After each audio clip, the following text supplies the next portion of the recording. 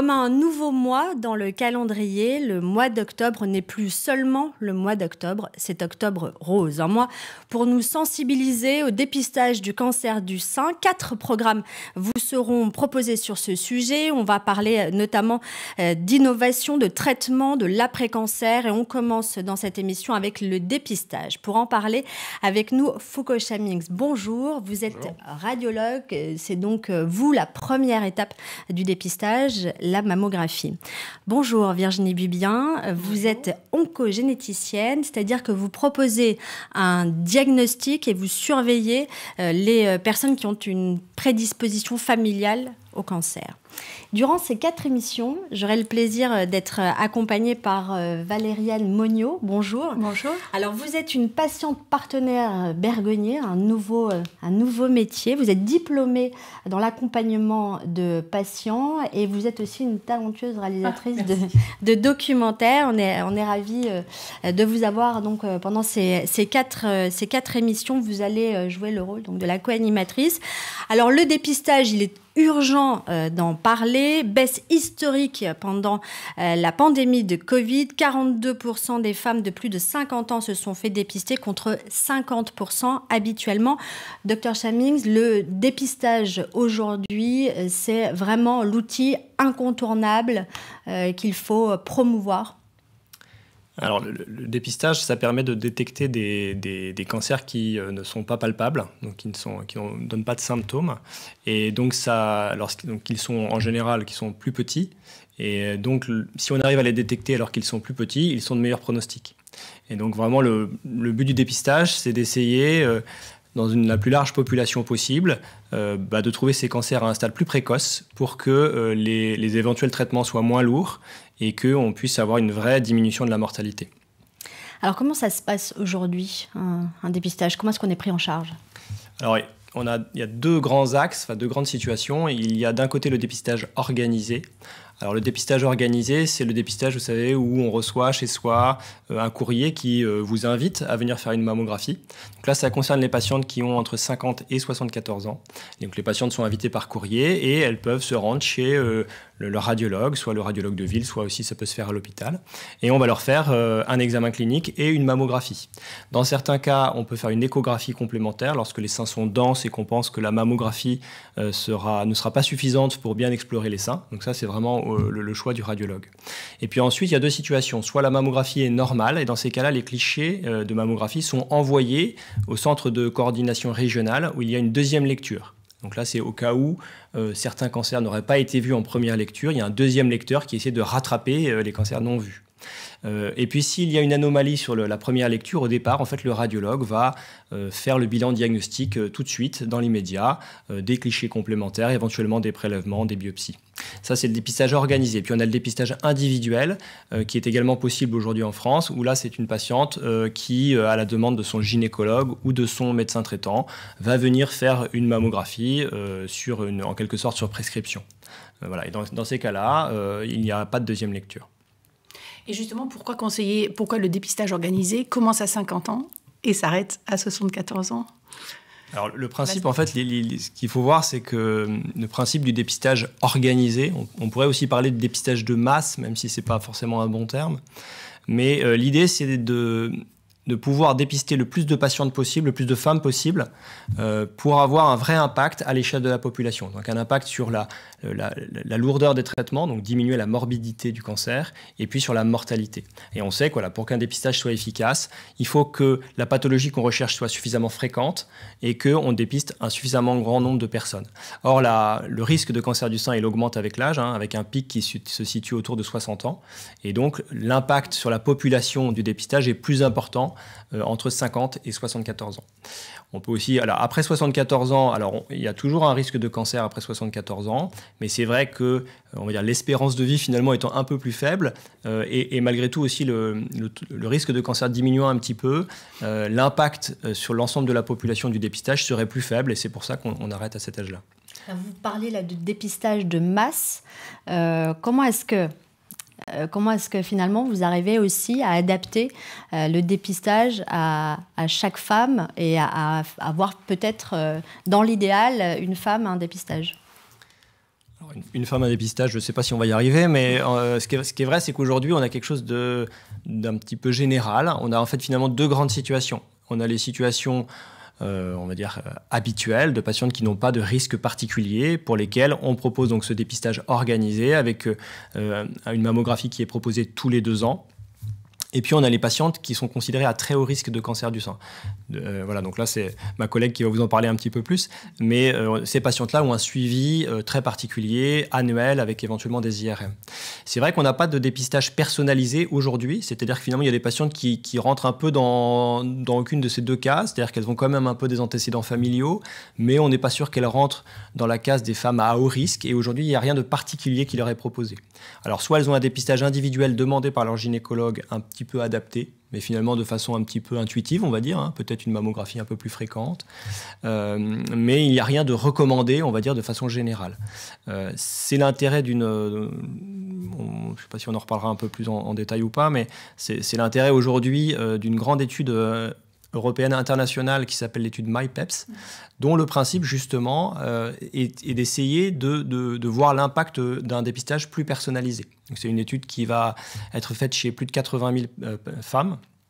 Et l'idée, c'est de voir si, en proposant un suivi qui est adapté au risque, ce risque étant calculé à partir de la densité des seins, puisqu'on sait que c'est un facteur de risque de survenue d'un cancer du sein, des facteurs de risque familiaux, mais aussi d'une analyse génétique, et bien de voir si, en adaptant un petit peu le suivi, soit en faisant des mammographies un peu plus souvent que tous les 2 ans, si le risque apparaît un peu plus élevé que la population générale, ou bien au contraire en réduisant même le nombre de mammographies, par exemple avec une mammographie tous les 4 ans, si le risque est plus faible, eh bien on va voir avec cette étude si finalement les résultats en termes de mortalité, de morbidité du cancer du sein sont meilleurs.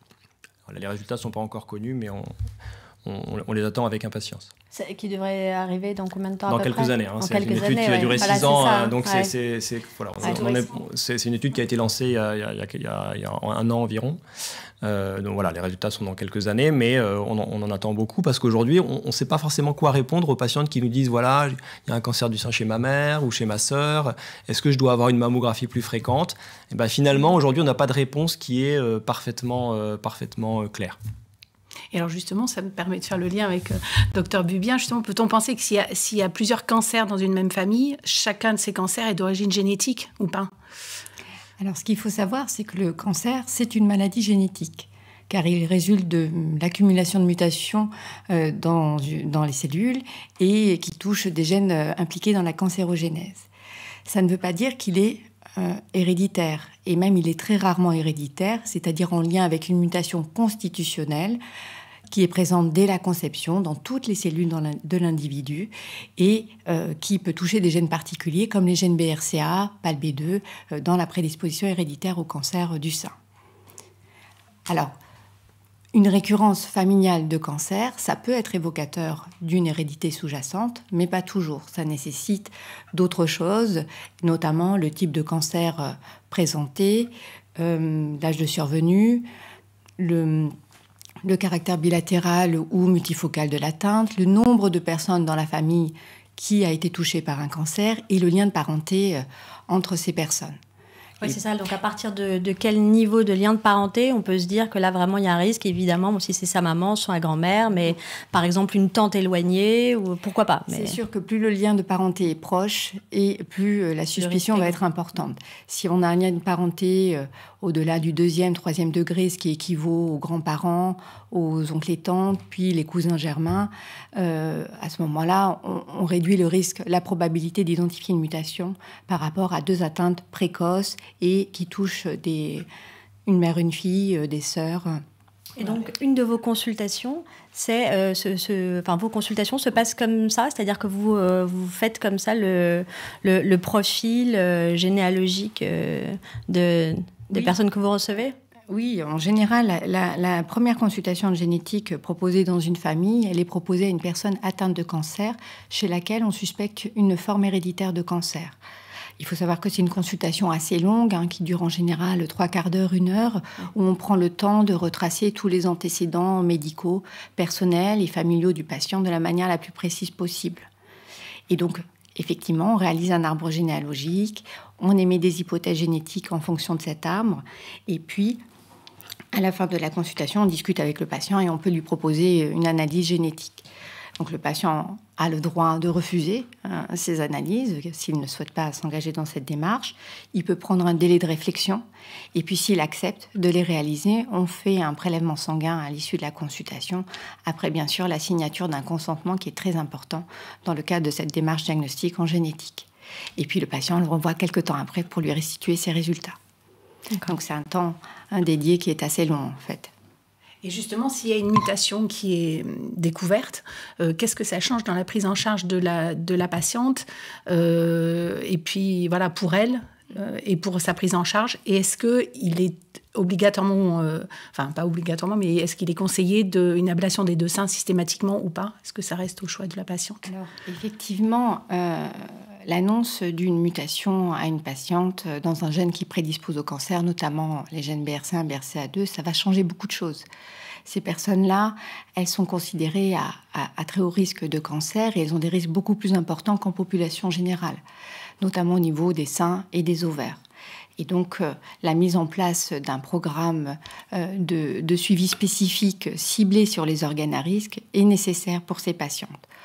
Ça repose souvent sur une intensification de la surveillance radiologique et parfois sur la réalisation de chirurgies préventives mammaires et ovariennes. Mais réaliser une mastectomie, parce qu'on appelle ça comme ça, chez une patiente porteuse d'une mutation BRCA à visée préventive, n'est pas forcément une recommandation. C'est une proposition que l'on fait à ces femmes qui ont un risque très élevé de cancer du sein. Mais il y a d'autres possibilités. Il y a la surveillance sénologique qui est efficace grâce notamment à l'association de l'IRM mammaire aux autres examens plus classiques comme la mammographie ou l'échographie. Il y a un autre intérêt aussi au diagnostic de ces formes héréditaires de cancer du sein, c'est pour la famille. Parce qu'effectivement, l'annonce d'une mutation chez une personne va permettre aussi d'informer la famille d'une prédisposition héréditaire au cancer. Et donc, ça va permettre de tester les apparentés pour adapter le suivi de ces personnes.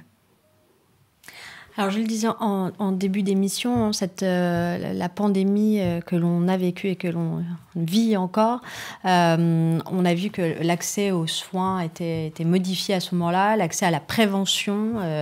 Les gens donc vont moins se faire dépister, vont moins consulter. C'est aussi, Dr Chaming, c'est quelque chose que vous avez constaté? Alors, on l'a constaté de façon assez frappante, surtout au moment du premier confinement.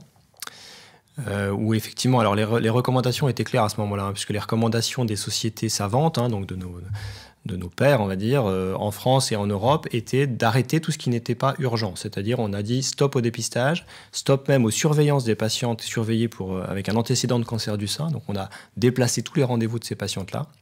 Mais on restait quand même disponible pour tout ce qui était, entre guillemets, un peu urgent, c'est-à-dire si une patiente se palpait une masse ou si elle avait quand même fait une mammographie avec une anomalie, eh bien, on était présent pour s'en occuper.